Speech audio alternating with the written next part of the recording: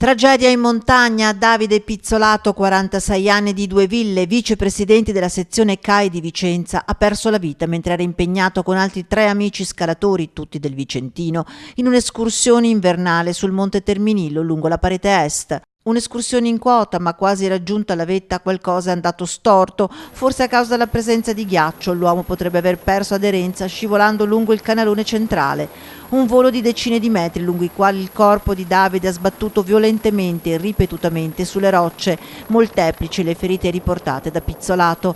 A dare l'allarme gli stessi compagni di cordata, rimasti illesi, che scesi speravano ancora che l'amico e compagno, seppur grave, fosse ancora in vita.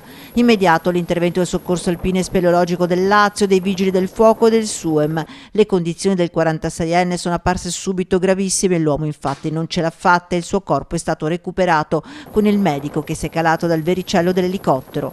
A supporto delle operazioni anche i militari dell'Arma dei Carabinieri. Il gruppo di escursionisti, tutti vicentini, tutti esperti e con l'adeguata attrezzatura, era raggiunto in zona il giorno prima, dove avevano dormito al rifugio Sebastiani. In mattinata la partenza, poi la tragedia col terribile volo e la morte di Davide Pizzolato. La famiglia è partita alla volta di Rieti. Il mondo dell'escursionismo alpino è in lutto. Sui social i messaggi di cordoglio: mite, gentile, colto, dotato di intelligenza superiore, riflessivo, uno su cui puoi sempre fare affidamento, un fratello per tutti. Davide Pizzolato vola alto nel cielo e veglia su di noi.